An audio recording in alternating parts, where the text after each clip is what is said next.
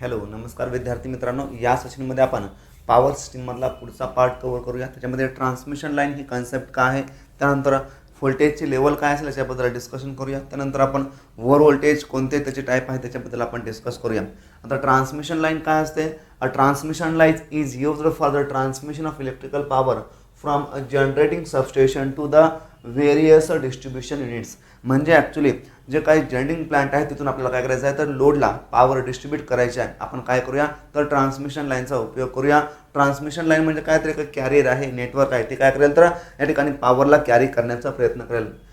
It transmit waves of the voltage and current from the one end to the another end. म्हणजे काय करेल, तर voltage आणि करंटला काय करेल, तर ट्रान्समिट करण्याचा प्रयत्न करेल.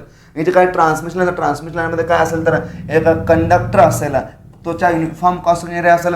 जो काय कंडक्टरचा क्रॉसिंग एरिया कसा असेल, युनिफॉर्म असेल. Air act as insulating or dielectric medium between the conductors. म्हणजे जे काही एअर आहे ती एअर काय करते, तर या ठिकाणी इन्सुलेटिंग मटेरियल म्हणा किंवा डायलेक्ट्रिक मटेरियल म्हणून काय करते, तर ॲक्ट करण्याचा प्रयत्न करते दोन कंडक्टरच्या मध्ये. आपल्याला या ठिकाणी एक टावर दाखवलेला आहे. या ठिकाणी हे काय दिसतात, हे कंडक्टर आहेत. या ठिकाणी असतील हे इन्सुलेटर आणि या ठिकाणी हे काय दिसते, तर बाहेर हे काहीतरी काही क्रॉस आर्म्स आहेत. अशा पद्धतीने काय असतं, आपल्याकडे ट्रान्समिशन लाईन दिसते. For safety purpose, the distance between the line and the ground is much more. The electrical tower is used to supporting the conductors of the transmission line. Tower are made up of steel for providing high strain to the conductor. For transmitting the high voltage over a long distance, high voltage direct current is used in the transmission line. म्हणजे जर आपल्याला transmit असेल voltage हाय डिस्टन्ससाठी, तर आपण काय करूया, तर high voltage DC ट्रान्समिशनचा use करूया. हे आपल्याला ठिकाणी सांगितलेलं आहे. आता जे काय ट्रान्समिशन लाईनमध्ये जे काय व्होल्टेजची लेवल असते, त्या व्होल्टेजच्या लेवलचं आपण क्लासिफिकेशन करतो. आता ठिकाणी व्होल्टेजचं नाव काय, तर लो व्होल्टेज आहे. या ठिकाणी त्या व्होल्टेजची रेंज आहे. लो व्होल्टेजमध्ये आपण काय पाहतो, तर व्होल्टेजची रेंज 50 व्होल्टपासून 1000 व्होल्टपर्यंत त्याला आपण म्हणूया लो व्होल्टेज. मिडियम व्होल्टेज कशाला म्हणायचं, तर त्याची रेंज ही 1 kV पासून 100 kV पर्यंत, त्याला आपण काय म्हणतो, मिडियम व्होल्टेज. हाय व्होल्टेज कोणाला म्हणायचं, तर 100 kV पासून 345 kV पर्यंत जे काय व्होल्टेज असेल त्या व्होल्टेजला आपण म्हणतो हाय व्होल्टेज. त्यानंतर एक्स्ट्रा हाय व्होल्टेज कोणाला म्हणायचं, तर ज्याची रेंज व्होल्टेजची 345 kV पासून 765 kV पर्यंत आहे, त्याला आपण काय म्हणतो, तर एक्स्ट्रा हाय व्होल्टेज असं म्हणतो. आणि अबव 765 kV म्हणजे 765 kVच्या वर ज्या व्होल्टेजची रेंज त्याला आपण काय म्हणतो, तर अल्ट्रा हाय व्होल्टेज म्हणतो. काय म्हणतो, तर अल्ट्रा हाय व्होल्टेज असं म्हणतो. हे एक झालं एक पद्धतीचं क्लासिफिकेशन. याच्यामध्ये महत्त्वाचं काय लक्षात ठेवायचं, तर या ठिकाणी जे काही 345 पासून पुढे गेलेलं व्होल्टेज त्याला आपण काय म्हणतो, तर एक्स्ट्रा हाय व्होल्टेज असं म्हणतो. ही गोष्ट आपण लक्षात ठेवायच्या. Next, the transmission line voltage levels can also be classified as. याचं क्लासिफिकेशन आपण दुसऱ्या पद्धतीने करू शकतो. याच्यामध्ये मग लो व्होल्टेज असलं 220 व्होल्ट किंवा 415 व्होल्टचा. त्यानंतर हाय व्होल्टेज असेल 11 kVचा, 33 kVचा. एक्स्ट्रा हाय व्होल्टेज असेल कितीचा, तर 66, 132 आणि 220 kV यांना आपण म्हणतो extra high voltage. Modern extra high व्होल्टेजची लेवल किती असेल बघा, 400 kV आणि त्याच्यापेक्षा जास्त असेल. आणि अल्ट्रा हाय व्होल्टेज किती आहे, तर 765 kV आणि त्याच्यापेक्षा वरती. म्हणजे जर आपण 400 kV पासून पुढे गेलो तर ते काय होईल, तर मॉडर्न एक्स्ट्रा हाय व्होल्टेज होईल. पण आपण या ठिकाणी क्लासिफिकेशन कोणतं पाहिलं, तर एक्स्ट्रा हाय व्होल्टेजची लेवल किती आहे, तर 345 kV पासून 765च्या पुढं. म्हणजे जनरली लक्षात काय ठेवायचं, तर 345च्या पुढं जे काय जाईल व्होल्टेज त्याला आपण म्हणतो एक्स्ट्रा हाय व्होल्टेज.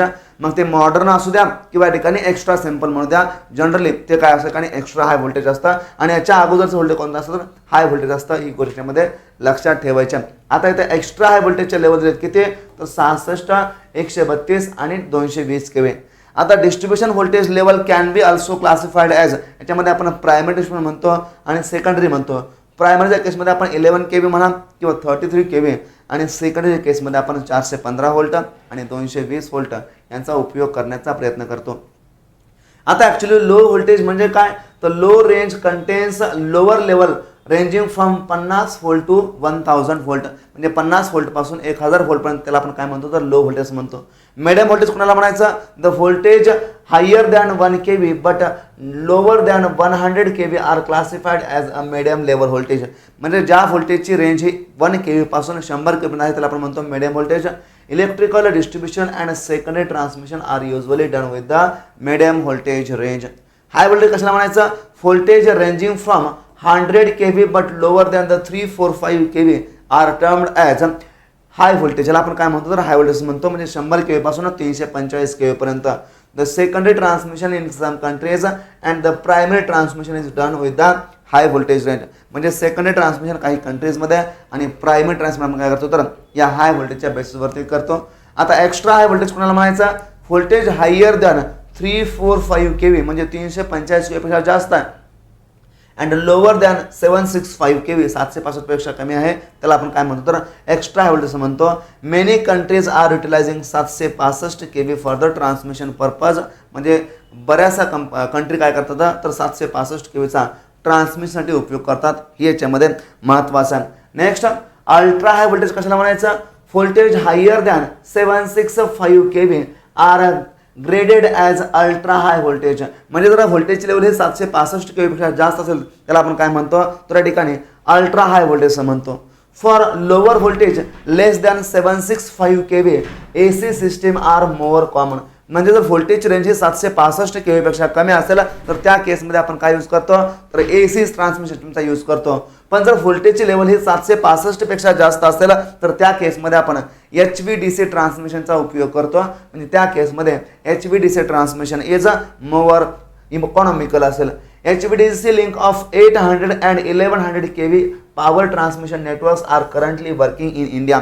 म्हणजे सध्या आपल्याकडे HVDCच्या लिंक 800 केव्हीच्या असतील आणि 1100 केव्हीच्या असतील. या ठिकाणी आपण काय करतो याच्यामार्फत पॉवर ट्रान्समिट करण्याचा प्रयत्न करतो. Ultra high voltage also finds the application in HV lab high voltage lab engineering researches where 2500 kV and 5000 kV systems are used in a experimentation. म्हणजे आपण लॅबमध्ये काय करतो तर हाय व्होल्टेजच्या लेवल यूज करतो, जे की 2500 केव्ही असेल, त्याचबरोबर 5000 केव्ही सिस्टमचा आपण काय करतो उपयोग करण्याचा प्रयत्न करतो. आता definition of the voltage class as per rule number 54 of Indian electricity rule 1956. म्हणजे इंडियन इलेक्ट्रिसिटी रूल 1956च्या रूल नंबर 54 नुसार आपण व्होल्टेजचं क्लासिफिकेशन कसं केलं आहे तर त्या केसमध्ये लो, मिडियम, हाय आणि एक्स्ट्रा हाय असे काय करतो आपण क्लासिफिकेशन करतो. यालाच आपण ॲब्रिव्हिएशन देतो काय तर लोला LV, मिडियमला MV, हायला HV आणि EHV म्हणजे एक्स्ट्रा हाय व्होल्टेजला काय म्हणतो आपण तर EHV असं म्हणतो. म्हणजे त्यामध्ये जनरली 4 क्लासिफिकेशन दिले आहेत. लो व्होल्टेज कोणाला म्हणायचं तर व्होल्टेज लेस दॅन 250 व्होल्ट त्याला आपण काय म्हणतो तर लो व्होल्टेज असं म्हणतो. मिडियम कोणाला म्हणायचं तर 250 व्होल्ट पासून 650 पर्यंत आपण काय म्हणतो तर मिडियम व्होल्टेज म्हणतो. 650 पासून 33 केव्ही पर्यंतच्या व्होल्टेजला आपण काय म्हणतो त्या ठिकाणी हाय व्होल्टेज म्हणतो. आणि voltage greater than 33 kV is termed as extra high voltage. आता याच्यामध्ये व्होल्टेजचं व्हॅरिएशन दिलेलं आहे. लो व्होल्टेज असेल, मिडियम व्होल्टेज असेल, याच्यामध्ये व्हॅरिएशन किती आहे तर ठिकाणी ±6%. त्यानंतर हाय व्होल्टेजच्या केसमध्ये किती आहे तर -6 पासून +6 पर्यंत. एक्स्ट्रा हायमध्ये कितीचं आहे तर या ठिकाणी 12.5 पासून 10% पर्यंत. म्हणजे हे काय तर ठिकाणी व्हॅरिएशन आहे कशामध्ये तर प्लस मायनसमध्ये. कुणाचं तर ठिकाणी व्होल्टेजच्या रेंजचं. म्हणजे आपण इंडियन इलेक्ट्रिसिटी रूल 1956च्या रूल नंबर 54 नुसार आपल्याला हे अशा पद्धतीनं व्होल्टेजचं क्लासिफिकेशन भेटतंय. याच्यामध्ये व्होल्टेज लेस दॅन 250 व्होल्टला आपण लो व्होल्टेज म्हणतो. व्होल्टेज इन बिटवीन 250 आणि 650 याला आपण काय म्हणतो तर मिडियम व्होल्टेज म्हणतो. 650 पासून 33 केव्ही पर्यंत आपण काय म्हणतो तर त्याला आपण हाय व्होल्टेज म्हणतो. आणि एक्स्ट्रा हायला किती म्हणतो तर एक्स्ट्रा हाय व्होल्टेज हे व्होल्टेज ग्रेटर दॅन 33 केव्ही त्याला आपण काय म्हणतो एक्स्ट्रा हाय व्होल्टेज म्हणतो. Definition of the voltage class as per the national electrical code of India 2011 म्हणजे 2011च्या national electrical code that is NEC नुसार काय क्लासिफिकेशन आहे तर voltage which does not normally exceeds 250 volt is called as low voltage. Medium voltage कशाला म्हणायचा the voltage which normally exceeds 250 volt but not exceeds 650 volt त्याला आपण म्हणतो medium voltage. म्हणजे व्होल्टेज हे 250 व्होल्ट आणि 650 व्होल्ट याच्यामध्ये असेल त्याला आपण काय म्हणतो तर मिडियम व्होल्टेज. त्यानंतर high voltage the voltage which normally exceeds 650 volt but less than the 33 kV is called as high voltage and the voltage exceeding 33 kV is termed as a extra high voltage. हे झालं NEC नुसार ठिकाणी classification. आता याच्यावरती आपल्याला MCQ कसे विचारलं तर फर्स्ट आहे the voltage range between 100 kV to the 345 kV is termed as. आता 100 kV पासून 345 kV पर्यंत क्लासिफिकेशन आहे व्होल्टेजचं. या व्होल्टेजला आपण काय म्हणतो यस काय म्हणतो, तर याला आपण हाय व्होल्टेज असं म्हणतो. काय म्हणतो, high voltage. Option number 4 will be correct answer असेल. 100 पासून 345 पर्यंत असेल तर हाय व्होल्टेज असं म्हणूया. त्यानंतर 1 पासून 100 केव्ही पर्यंत असेल त्याला काय म्हणूया, तर मिडियम व्होल्टेज असं म्हणूया. आणि 50 पासून 1 ने असेल त्याला आपण काय म्हणूया, तर लो व्होल्टेज म्हणूया. आता 345 पासून पुढं जर गेलं त्याला आपण काय म्हणूया, तर एक्स्ट्रा हाय व्होल्टेज असं म्हणूया. म्हणजे आपण क्लासिफिकेशन पाहतो कसं, तर 50 व्होल्ट पासून 1000 व्होल्ट पर्यंत असेल त्याला आपण म्हणतो काय, तर लो व्होल्टेज. त्यानंतर 1 केव्ही पासून कुठपर्यंत 100 केव्ही पर्यंत त्याला आपण म्हणतो मीडियम व्होल्टेज. त्यानंतर 100 केव्ही पासून 345 केव्ही पर्यंत त्याला आपण काय म्हणतो, तर हाय व्होल्टेज असं म्हणतो. त्यानंतर 345 केव्ही पासून पुढे 765 पर्यंत त्याला आपण काय म्हणतो, तर एक्स्ट्रा हाय व्होल्टेज असं म्हणतो. आणि at the last voltage greater than 765 kV याला आपण काय म्हणतो, तर अल्ट्रा हाय व्होल्टेज असं म्हणतो. हा आपण एक व्होल्टेजचा ठिकाणी क्लास पाहिला. इथं स्पेसिफाय केलेला आहे 100 पासून 345 पर्यंत काय असेल तर हाय व्होल्टेज असेल. Option number 4 is the correct answer असेल या केसमध्ये. According to the voltage classification, the voltage range between 650 to the 33 kV is called as. आता ठिकाणी अगेन आपल्याला एक रेंज दिलेला आहे कुठून कुठपर्यंत, तर 650 पासून 33 केव्ही पर्यंत रेंज दिलेला आहे.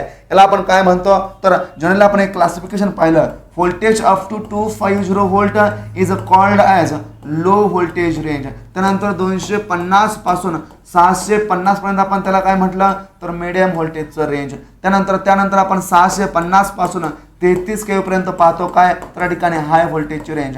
आणि above 33 kV voltage greater than 33 kV is termed as extra high voltage. आता 650 पासून 33 केव्ही कोण असेल तर हाय व्होल्टेज असेल. ऑप्शन नंबर फर्स्ट हा केसमध्ये काय असेल तर करेक्ट आन्सर असेल. Option number first. नेक्स्ट आता हे व्होल्टेजच्या याच्याबद्दल आपल्याला क्लासिफिकेशन दिलेलं आहे. व्होल्टेज कसं असेल, व्हेरिएशन कसं असेल हे कुणानुसार, तर इंडियन इलेक्ट्रिसिटी रूल 1956 नुसार या ठिकाणी आपल्याला NEC कोड 2011 आपल्याला क्लासिफिकेशन दिलेलं आहे. In India voltage in the range of 251 to the 650 volt is called as. म्हणजे इंडियामध्ये या व्होल्टेजच्या रेंजला काय म्हणतो आपण, 2022ला विचारलेला क्वेश्चन आहे. जनरली आपल्याला अशी जरी रेंज स्पेसिफाय केलेली असेल तर आपण आत्ताच पाहिलं बिलो 250 कोणता, तर low voltage. In between 250 to 650 कोणतं, तर मिडियम व्होल्टेज कोणता असेल तर medium voltage. Option number first will be right answer असेल या केसमध्ये. अशा पद्धतीचं आपल्याला व्होल्टेजच्या क्लासिफिकेशनवरती MCQ विचारले जातात. Rating of a transmission line. आता ट्रान्समिशन लाईनची रेटिंग आपण कशा पद्धतीने देतो, the following ratings usually specified for any transmission line. मग याच्यामध्ये काय असते, तर एक व्होल्टेज रेटिंग असते, त्यानंतर MVA रेटिंग असते म्हणजे ॲपरंट पॉवरची रेटिंग असते. आता जे काय व्होल्टेज रेटिंग स्पेसिफाय केलेले असते ते कोणते असते, तर line to line RMS voltage असतं. म्हणजे ट्रान्समिशन लाईनमध्ये आपण जे काय स्पेसिफाय केलेलं व्होल्टेज असतं, फॉर एक्झाम्पल 11 kVची लाईन आहे, फॉर एक्झाम्पल 33 kVची लाईन आहे, हे जे काय व्होल्टेज कोणतं असतं, तर line to line RMS value of the व्होल्टेज असते. कोणता असतं, तर line to line RMS value of द 3 फेज सिस्टमचा ठिकाणी व्होल्टेज असतो. आता जी काही MVA रेटिंग दिलेली असते ती MVA रेटिंग कोण असते, तर 3 फेजची ॲपरंट पॉवरच्या ठिकाणी कॅपॅसिटी दिलेली असते. मग ते किती असते, तर ॲपरंट पॉवर आपण रिप्रेझेंट करतो S लेटरनं. S is equal to √3 into VL into IL, where VL काय तर या ठिकाणचा लाईन करंट आहे आणि IL काय या ठिकाणचा, तर VL काय या ठिकाणचा, तर या ठिकाणचा लाईन व्होल्टेज आहे आणि IL काय या ठिकाणचा, तर लाईन करंट आहे. कोणासाठी, तर फॉर बॅलन्स्ड 3 फेज सिस्टीम. जर याला आपण फेज व्हॅल्यूमध्ये कन्वर्ट केलं, फेज व्हॅल्यूमध्ये घ्यायला गेलो तर S that is apparent power in 3 phase system is equal to 3 times of VPH into IPH, where VPH nothing but the phase voltage and IPH is nothing but the phase current असेल. From the MVA rating आपण line current calculate करू शकतो का, yes करू शकतो. कसा, तर IL is equal to apparent power S divide by √3 times of VL. हा आपल्याला काय भेटतो, तर लाईन करंटचा फॉर्म्युला भेटतो. आता करंट रेटिंग बद्दल दिलेला आहे. जनरली करंट रेटिंग कोणाला प्रपोर्शनल असते, तर जो काही साईज आहे कंडक्टरचे किंवा जो काही क्रॉस सेक्शन एरिया आहे त्याला कशा तर प्रपोर्शनल आहे.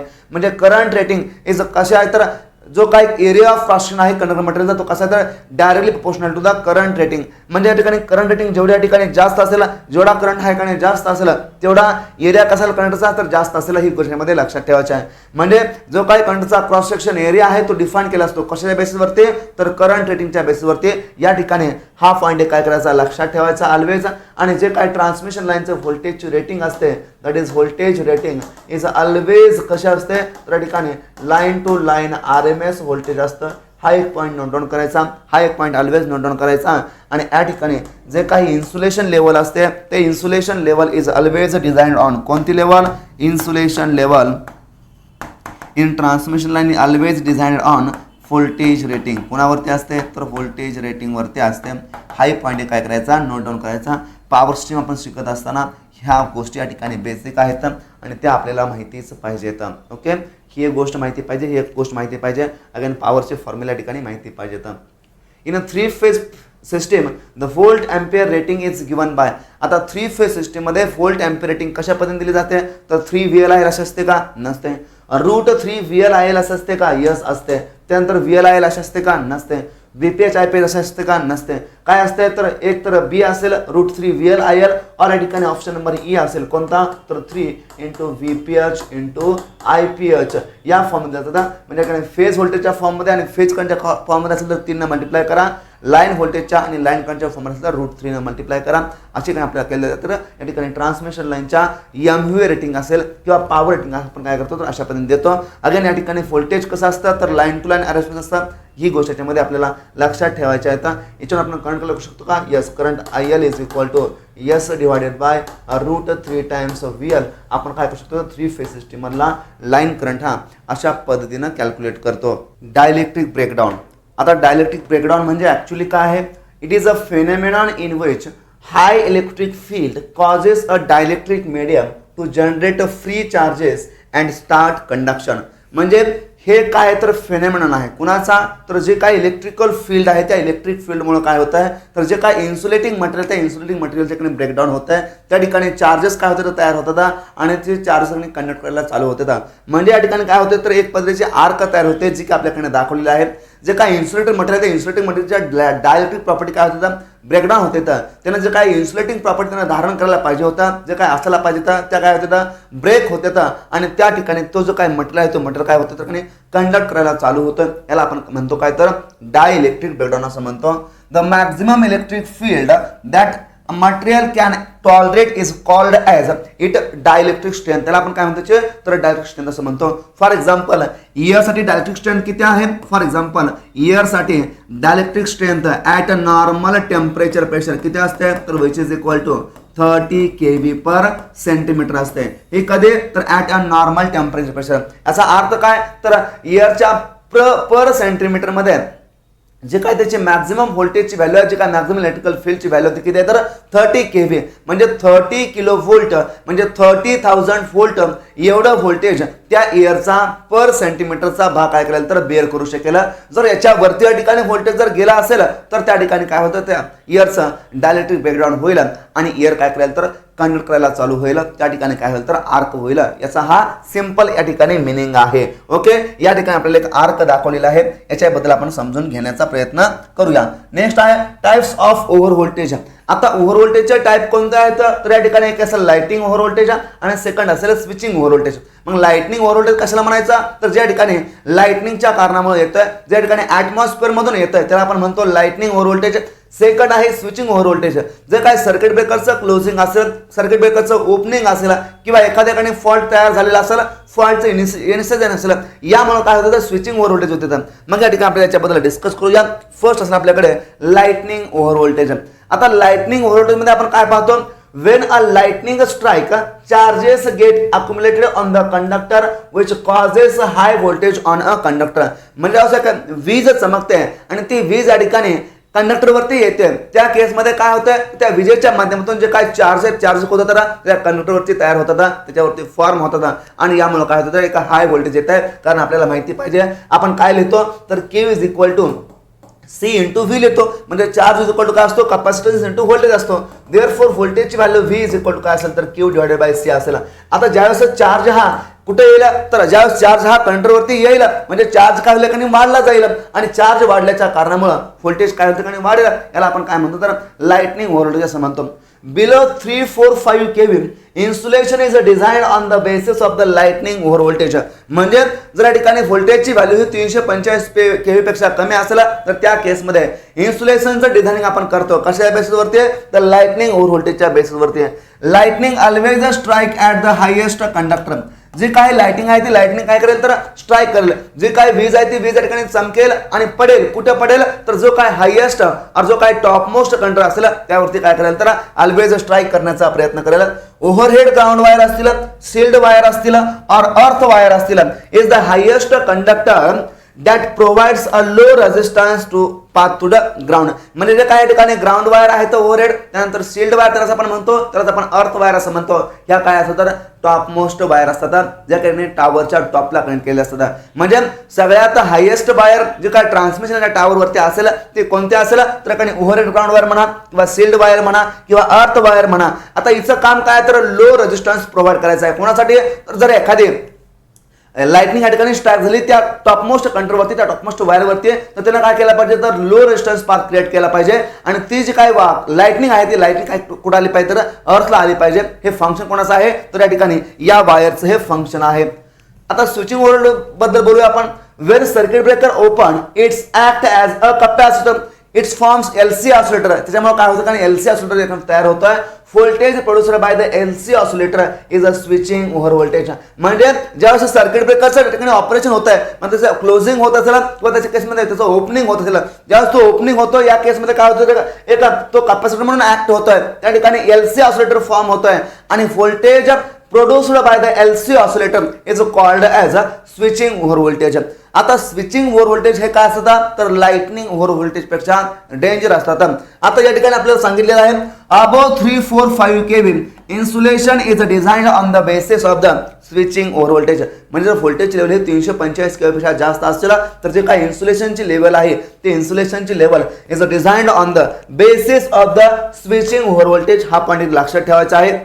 या ठिकाणी आपल्याला फिगर दाखवलेला आहे. या ठिकाणी ओव्हर व्होल्टेज अशा पद्धतीने आहेत. या ठिकाणी हा टाइम आहे. या ठिकाणी डायरेक्ट लाइटनिंग स्ट्रोक आहेत. या ठिकाणी लाइटनिंग स्ट्रोक इन द व्हिसिनिटी, या ठिकाणी स्विचिंग ओव्हर व्होल्टेज आहेत. अशा पद्धतीने आपल्याला याच्याबद्दल सांगितलेलं आहे. आता अर्थिंग स्क्रीनचं मेन काम आहे काय काय तर the power station and substation generally have the expensive equipments. म्हणजे आपण पॉवर स्टेशन पाहतो, जे काही सबस्टेशन असतील याच्यामध्ये काय असेल तर लार्ज साईजचे ट्रान्सफॉर्मर असतील, त्यानंतर स्विच गेटच्या ठिकाणी इक्विपमेंट असतील, त्यानंतर आयसोलेटर असतील, सर्किट ब्रेकर असतील. ह्या सर्व ज्या काय क्वांटिटी आहेत, जे काही इक्विपमेंट आहेत हे कशा तर लार्ज साईजचे आहेत आणि हे कशा असेल तर एक्सपेन्सिव्ह असतील.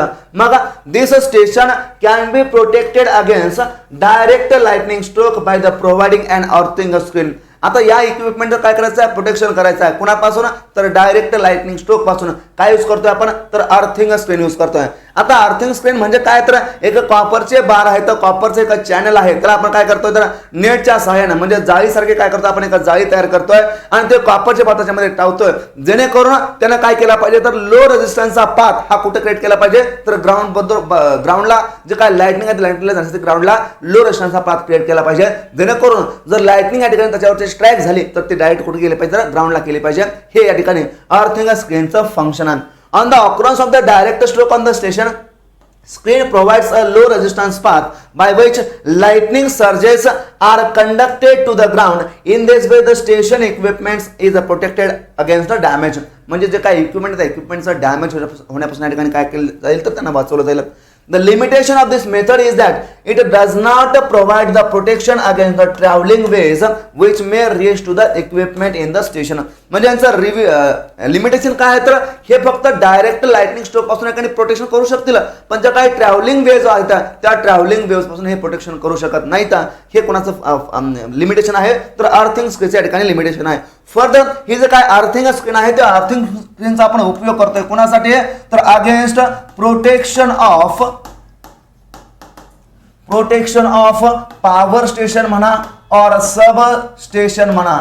प्रोटेक्शन ऑफ पॉवर स्टेशन और सब स्टेशन अगेन्स्ट कुणापासून तर डायरेक्ट लाइटनिंग स्ट्रोक. कुणापासून तर डायरेक्ट लाइटनिंग स्ट्रोक. या ठिकाणी वर्ड महत्वाचा आहे आणि फक्त अर्थिंग स्क्रीन प्रोटेक्ट करेल कोणाला तर एक तर पॉवर स्टेशनला किंवा सब स्टेशन मधल्या इक्विपमेंटला. हा या ठिकाणी वर्ड महत्वाचा आहे. दुसरं याच्यामध्ये इम्पॉर्टन्स काय आहे तर प्रोटेक्शन ऑफ काय म्हणतोय मी तर protection of transmission line against direct lightning stroke is done by कोण असेल या ठिकाणी तर अर्थ वायर असेल त्यालाच आपण ओव्हरहेड ग्राउंड वायर असं म्हणतो, त्यालाच आपण शिल्ड वायर असं म्हणतो. म्हणजे आपल्याला या ठिकाणी डायरेक्ट लाइटनिंग स्ट्रोक पासून प्रोटेक्ट करायचं आहे. ट्रान्समिशन लाईनला आपण ग्राउंड वायर यूज करूया, त्यालाच आपण शिल्ड वायर असं म्हणतो, त्यालाच आपण काय म्हणतो तर त्यालाच आपण अर्थ वायर असं म्हणतो ट्रान्समिशन लाईनच्या केसमध्ये.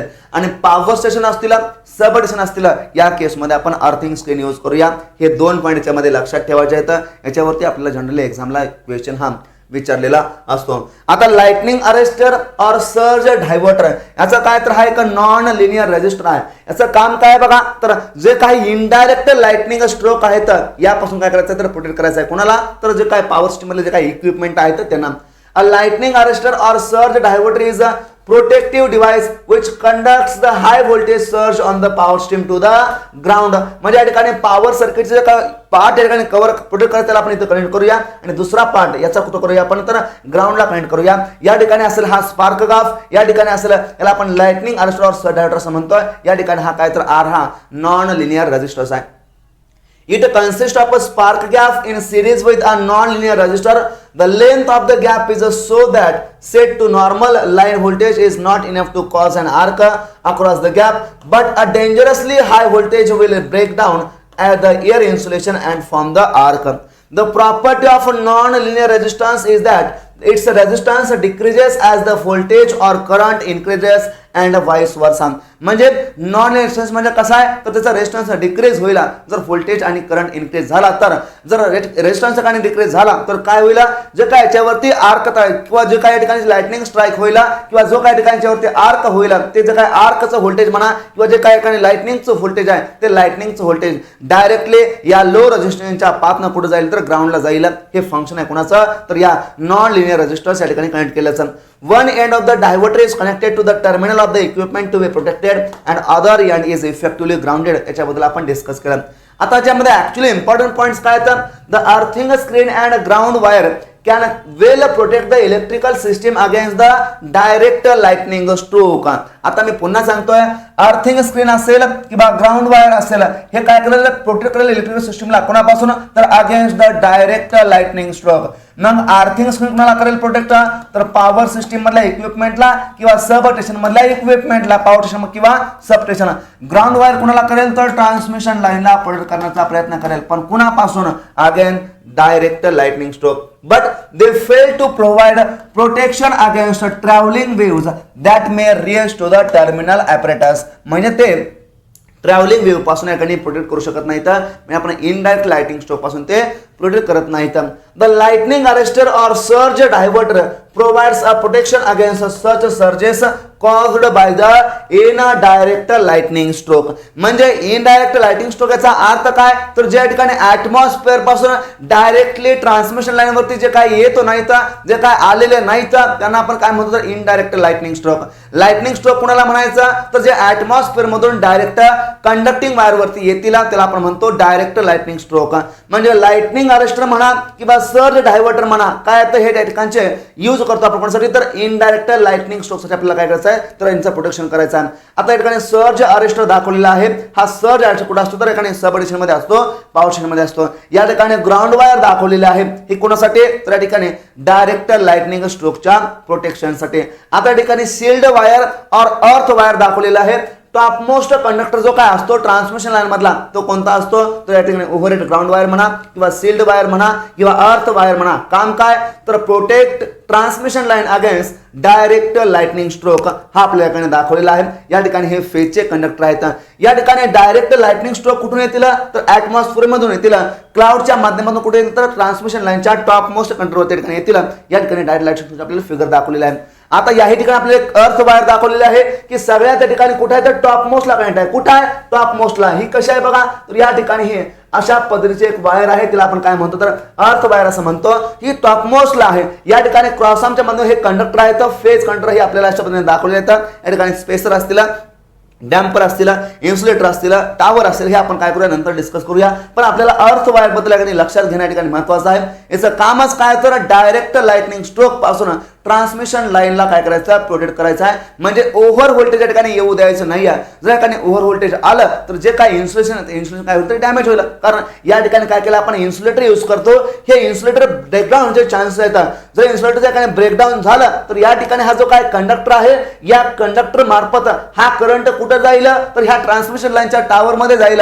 आणि टावर मार्फत जर काय होईल, हा करंट टावर मध्ये या ठिकाणी फ्लो होईल आणि या ठिकाणी डेंजर होण्याचा चान्सेस येतात. या ठिकाणी धोका निर्माण होईल. म्हणजे टावरला जर कोणी ठिकाणी जवळ गेलं तर त्याच्या आसपास जे काय असणारे आहेत त्यांना काय होईल, याच्यापासून तर धोका निर्माण होईल. म्हणून हे जे काय इन्सुलेटर आहे, इन्सुलेटरचं काय ब्रेकडाऊन होऊ द्यायचं नाही आहे. म्हणजेच इन्सुलेटरचे काय असते, तर डायलेक्ट्रिकल स्ट्रेंथ असते. म्हणजे मॅक्झिमम तो किती व्होल्टेज या ठिकाणी अपेअर करू शकेल, किती व्होल्टेज बिअर करू शकेल. फॉर एक्झाम्पल आपण डायरेक्ट स्ट्रेंथ ऑफ एअर पाहिली किती, तर डायरेक्ट स्ट्रेंथ ऑफ एअर आपण पाहिली 30 किलो व्होल्ट पर सेंटीमीटर पाहिले. याचा अर्थ 30,000 व्होल्ट पर सेंटीमीटर जर आपण व्होल्टेज मध्ये केला तर तो मॅक्झिमम इयर काय करू शकते, बिअर करू शकते. पण याच्या पुढे जर व्होल्टेज गेलं तर इयरचं ब्रेकडाऊन होईल आणि year act as a conductor. म्हणजे ते काय करेल, तर कंडक्टर म्हणून ऍक्ट व्हायला चालू करेल. त्या ठिकाणी आर्क तयार होईल. ही गोष्ट आपल्याला लक्षात ठेवायचं आहे. अगेन इलेक्ट्रिकल फील्ड म्हणजे काय असते ऍक्च्युअली, तर electrical field is nothing but the applied voltage divided by काय असतं, तर डिस्टन्स असतं और लेंथ असते. आता व्होल्टेज कशामध्ये असेल, तर व्होल्ट मध्ये असेल. डिस्टन्स कशामध्ये असेल, तर मीटर मध्ये असेल किंवा एकतर सेंटीमीटर मध्ये असेल. कशामध्ये, एकतर मीटर मध्ये किंवा एकतर सेंटीमीटर मध्ये असेल. म्हणजे इलेक्ट्रिकल फील्ड ऍक्च्युअली कशामध्ये असेल, तर व्होल्ट पर सेंटीमीटर म्हणा और किलो व्होल्ट पर सेंटीमीटर म्हणा और किलो व्होल्ट पर मीटर म्हणा. म्हणजे हे काय, तर इलेक्ट्रिकल फील्डचे या ठिकाणी युनिट आहेत. ऍक्च्युअली इलेक्ट्रिकल फील्ड म्हणजे काय लक्षात ठेवायचं, तर किती अमाऊंटचं व्होल्टेज आपण अप्लाय केलेलं आहे एका पर्टिक्युलर डिस्टन्स वरती, त्याला आपण काय म्हणतो, तर इलेक्ट्रिकल फील्ड म्हणतो. काय म्हणतो, इलेक्ट्रिकल फील्ड. या गोष्टी आपण इथं लक्षात ठेवायच्या आहेत. नेक्स्ट आहे लाइटनिंग अरेस्टर और सर्ज डायव्हर्टर. आता सर्ज डायव्हर्टर म्हणजे काय, तर अगेन सर्जला काय करेल, तर डायव्हर्ट करण्याचा प्रयत्न करेल. अ लाइटनिंग अरेस्टर और surge diverter is a protective device which conducts a high voltage surge on the power system to the ground. ग्राउंडला काय करेल, त्या सर्जला डायव्हर्ट करण्याचा प्रयत्न करेल. He provide protection for the indirect lightning stroke. कुणापासून, तर इनडायरेक्ट लाइटनिंग स्ट्रोक पासून काय करेल, प्रोटेक्शन करण्याचा प्रयत्न करेल. या ठिकाणी आपल्याला दाखवलेलं काय, तर सर्ज डायव्हर्टर म्हणा किंवा लाइटनिंग अरेस्टर म्हणा, याच्याबद्दल आपण काय केलं, तर ऑलरेडी डिस्कशन केलेलं आहे. सर्ज अब्झॉर्बर काय आहे, the amount of damage caused not only depends upon the amplitude of the surge but also upon the stiffness of its wave front. म्हणजे जे काही ठिकाणी डॅमेज होणार इक्विपमेंटला ते फक्त त्याच्या स्टिफनेस वरती, ते फक्त त्याच्या एम्प्लिट्यूडवरती डिपेंड असेल का, नसेल.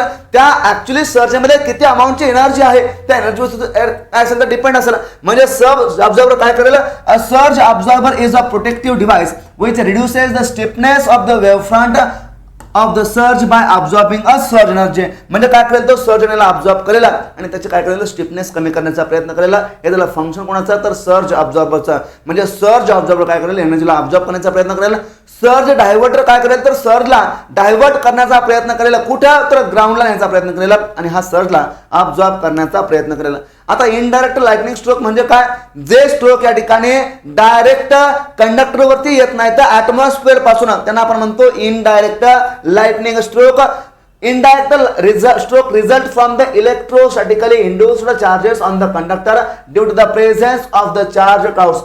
This is illustrated in figure. आपल्याला दाखवलेला आहे. A positively charged cloud is above the line and induces a negative charge on the line by the electrostatic induction. आता या ठिकाणी एक क्लाउड आहे, या ठिकाणी काय तर लाईन आहे कंडक्टरची. या ठिकाणी काय होतं, निगेटिव्ह चार्ज तयार होतो, इथे पॉझिटिव्ह आहे. This negative charge however will be only on the portion of the line right under the cloud and the portion of the line away from the will be positive charge. म्हणजे हा जो काय portion आहे तो portion या ठिकाणी जेवढा portion वरती क्लाउड आहे त्याच पोर्शनने चार्ज तयार होईल, बाकी पोर्शनने चार्ज तयार होईल का, नाही. The induced positive charges leak slowly to the earth via the insulator. When the cloud discharge to the earth or the another cloud, the negative charge on the wire is isolated as it cannot flow quickly to the earth over the insulator. This result is that negative charge rushes along the lines is a both direction in the form of the traveling waves.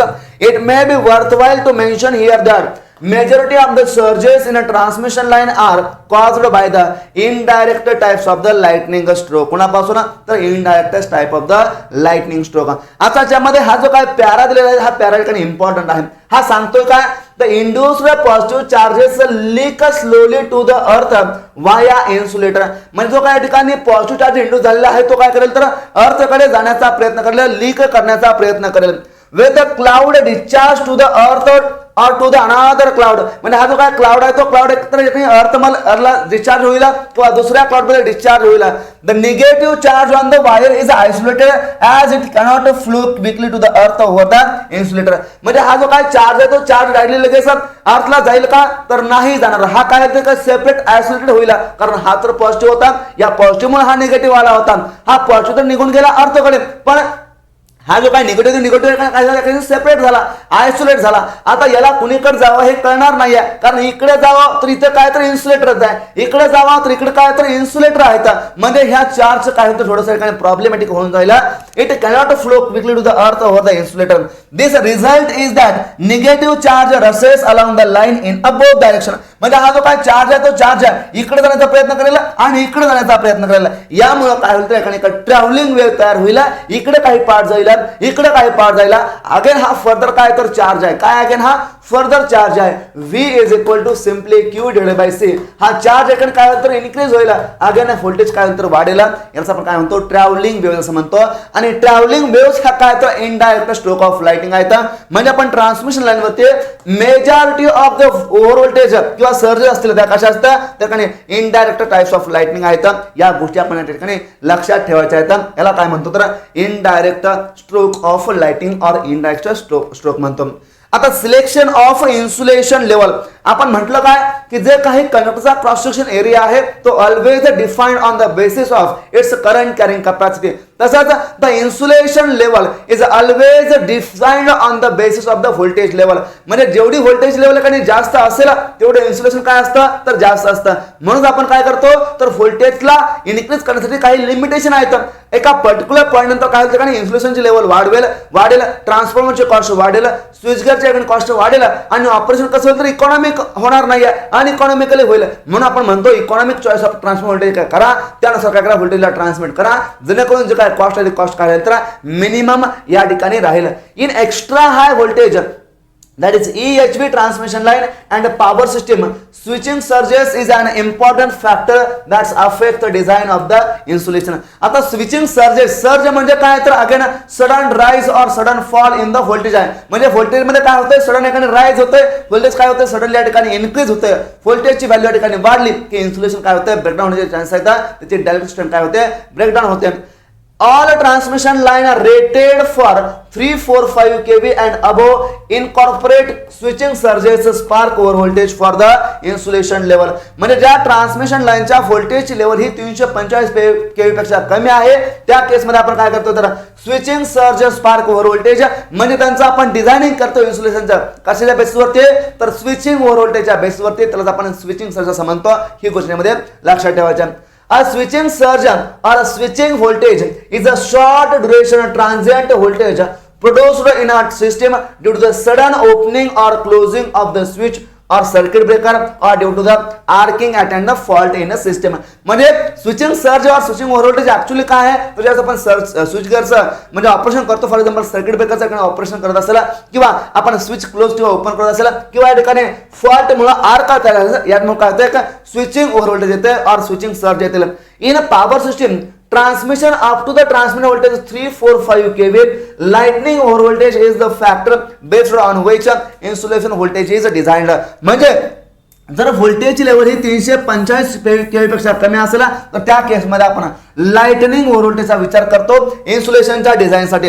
But when it comes to the extra high voltage line, आता extra high voltage लाईनचं व्होल्टेजची level किती असते तर more than 345 kV मॉडर्नच्या केसमध्ये किती आहे तर 400 केव्हीच्या पुढे. म्हणजे ऍक्च्युली जर आपण एक्स्ट्रा हाय व्होल्टेज लाईनचा विचार केला तर switching voltage are the severe than the lightning over voltage. म्हणजे आपण 345 केव्ही पेक्षा जर व्होल्टेजची व्हॅल्यू आपण इन्क्रीज करण्याचा प्रयत्न केला जास्त असेल तर या केसमध्ये switching voltage are generally more common और more dangerous than the lightning over voltage. म्हणून आपण जे काही इन्सुलेशनचं डिझाईन आहे ते insulation design in case of the extra high voltage line म्हणा किंवा modern extra high voltage line म्हणा आपण कशा बेसवरती करतो तर स्विचिंग सर्जच्या बेसवरती और स्विचिंग ओव्हर व्होल्टेजच्या बेसवरती करतो. Switching surges contain larger energy than the lightning impulse voltage. म्हणजे जे काय स्विचिंग सर्जेस म्हणा स्विचिंग व्होल्टेज म्हणा यांची काही एनर्जी कशी असते तर लार्ज असते as compared to the lightning over voltage. High point आपल्याला याच्यामध्ये लक्षात ठेवायचा. Switching voltage are caused by the interruption of the low inductive current, switching of the high voltage reactors, fault initiation and clearing. याच्यामुळे काय तर switching surge येतात. In a modern extra high voltage line, the level of insulation is designed on the basis of the switched voltage. आता modern extra high voltage line म्हणजे काय तर या ठिकाणी जे काय व्होल्टेजची लेवल या ठिकाणी 400 केव्ही पेक्षा तर जास्त आहे. कशापेक्षा 400 केव्ही पेक्षा. द इंटरनल व्होल्टेज त्यालाच आपण स्विच्ड व्होल्टेज म्हणतो will be more severe to the insulation. म्हणजे स्विचिंग ओव्हर व्होल्टेज असेल स्विचिंग सर्जेस असतील तर आपण इंटरनल व्होल्टेज म्हणतो हे काय तर मोर सेवर येतात. The insulation will be designed for the peak value of the switched voltage. म्हणजे त्या स्विच्ड व्होल्टेजची पीक व्हॅल्यू किती आहे मॅक्झिमम एम्प्लिट्यूड किती आहे त्याला आपण काय करतो इन्सुलेशनला डिझाइन करण्याचा प्रयत्न करतो. The transmission line B protected against the lightning surges by the placing a ground wire और शील्ड वायर और earth wire on the top of the tower.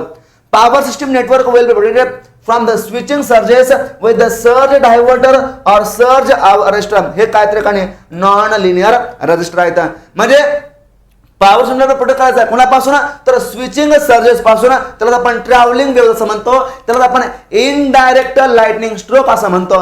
म्हणजे पॉवर सिस्टमचा इनडायरेक्ट लाइटनिंग स्ट्रोक पासून काय करायचं प्रोटेक्शन करायचं आहे. आपण या ठिकाणी काय यूज करतो तर एकतर सर्ज अरेस्टर म्हणा किंवा एकतर सर्ज डायव्हर्टर म्हणा किंवा त्याला आपण लाइटनिंग अरेस्टर असं म्हणतो. या गोष्टीमध्ये लक्षात ठेवायचं आहे. पण ट्रान्समिशन लाईनचं डायरेक्ट लाइटनिंग स्ट्रोक पासून प्रोटेक्शन करायचं आहे. आपण काय करूया तर ग्राउंड वायर यूज करूया शील्ड वायर और अर्थ वायर. याला आपण काय म्हणतो तर यालाच आपण स्विचिंग सर्जेसला आपण इनडायरेक्ट लाइटनिंग स्ट्रोक असं म्हणतो.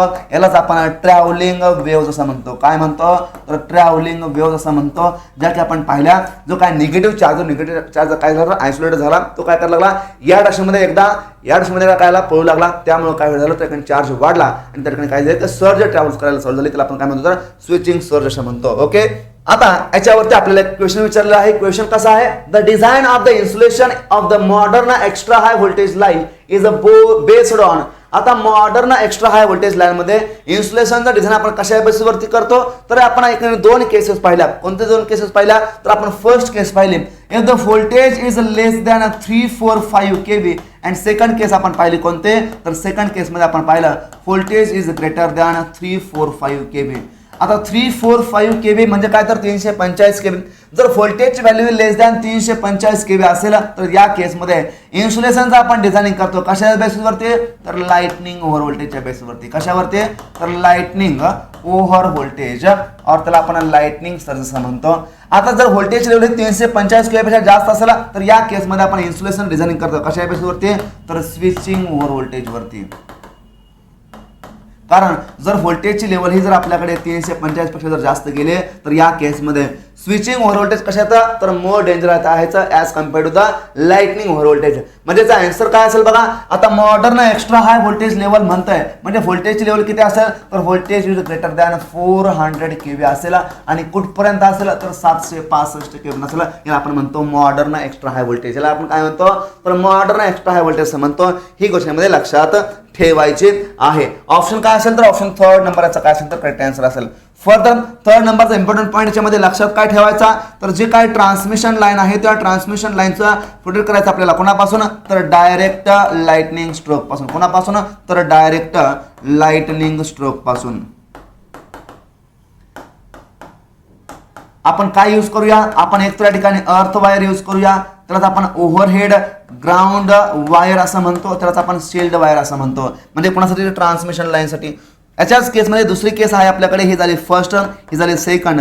पॉवर स्टेशन म्हणा किंवा सब स्टेशन म्हणा, याच्यामधले जे काही इक्विपमेंट आहे तर त्या इक्विपमेंटचं काय करायचं आपल्याला प्रोटेक्ट करायचं आहे. कोणापासून तर डायरेक्ट लाइटनिंग स्ट्रोक पासून. आपण काय यूज करूया तर अर्थिंग स्क्रीन यूज करूया. काय करूया तर अर्थिंग स्क्रीन म्हणजे हे काय तर एकाने जाय आहे कुणाचे तर कॉपरच्या बारची म्हणा किंवा कॉपरच्या कंडक्टरची काय करायला डायरेक्ट लाइटिंग स्ट्रोक पासून प्रोटेक्ट करण्याचा प्रयत्न करेल. अगेन आपल्याला ट्रान्समिशन लाईन मध्ये इक्विपमेंटला काय करायचं आहे प्रोटेक्ट करायचं आहे. म्हणजे ट्रान्समिशन लाईनचे इक्विपमेंट आपल्याला काय करायचं तर प्रोटेक्ट करायचे. तर आपण कशा माध्यमाचा यूज करूया तर इक्विपमेंट आपण प्रोटेक्ट करूया. कोणापासून तर इन डायरेक्ट लाइटनिंग स्ट्रोक पासून. कोणापासून तर इन डायरेक्ट लाइटनिंग स्ट्रोक पासून आपण काय यूज करूया तर एक तर सर्ज अरेस्टर म्हणा तर त्याला आपण सर्ज डायव्हर्टर असं म्हणतो किंवा लाइटनिंग अरेस्टर असं म्हणतो. म्हणजे हे काय ठिकाणी इनडायरेक्ट लाइटनिंग स्ट्रोक म्हणा किंवा स्विचिंग सर्जेस म्हटलं तरी चालेल किंवा त्यालाच आपण ट्रॅव्हलिंग वेव्ह असं म्हणतो. यालाच आपण काय म्हणतो तर या इनडायरेक्ट लाइटनिंग स्ट्रोक मध्ये कोण कोण येतात तर स्विचिंग सर्जेस त्याला आपण याचं म्हणूया.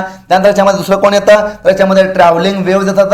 यालाच आपण काय म्हणतो तर इनडायरेक्ट लाइटनिंग स्ट्रोक असं म्हणतो. याही गोष्टीमध्ये आपल्याला लक्षात ठेवायचे आहेत. हे काय तर या ठिकाणी इम्पॉर्टंट पॅरामीटर आहेत. या ठिकाणी याच्यावरती एमसीक्यू हा जनरली विचारला जातो. इनडायरेक्ट लाइटिंग स्ट्रोक आणि डायरेक्ट लाइटिंग स्ट्रोक याच्यामध्ये डिफरन्स काय आहे. दुसऱ्या ठिकाणी जो काय लाइटनिंग आहे जो काय ठिकाणी वीज आहे ती वीज डायरेक्टली कंडक्टरवरती जर पडले तर त्याच्यामुळे येणारा स्ट्रोक काय त्याला म्हणतो आपण तर डायरेक्ट लाइटनिंग स्ट्रोक असं म्हणतो. आता विजेच्या मार्फत न येता बाकीचं मग कोण असेल तर सर्किट ब्रेकरचं ऑपरेशन असेल, त्यानंतर फॉल्ट एखादा काय इनिशियल झाला असेल, स्विचला क्लोज करायचा ओपन करायचा, यामुळे जे काय व्होल्टेज ओव्हर व्होल्टेज येतील त्याला आपण काय म्हणतो तर इनडायरेक्ट लाइटनिंग व्होल्टेज और इनडायरेक्ट सर्जेस याला आपण म्हणतो. अशा पद्धतीच्या गोष्टीमध्ये लक्षात ठेवायचं होता. हा जे लेवलचा क्वेश्चन होता 2020 ला. Next the insulation of the modern. Again question बघा त्याच पद्धतीचा आहे. हा क्वेश्चन विचारला येईल इलेक्ट्रिकल 2019 ला. आता याच्यामध्ये थोडंसं फक्त लँग्वेज थोडीशी चेंज केल्या. क्वेश्चनचा जो काय कन्सेप्ट तोच आहे. आता त्याच्यामध्ये काय असेल तर इन्सुलेशन कशावरती असेल तर द स्विच्ड व्होल्टेज वरती असेल. कशावरती स्विच्ड व्होल्टेज वरती. जर व्होल्टेज हे ग्रेटर दॅन 345 केव्ही असेल तर लाइटनिंग व्होल्टेज कधी तर व्होल्टेज लेवल जर 345 केव्ही पेक्षा कमी असेल तर त्या केसमध्ये आपण लाइटनिंग व्होल्टेजचा विचार करूया.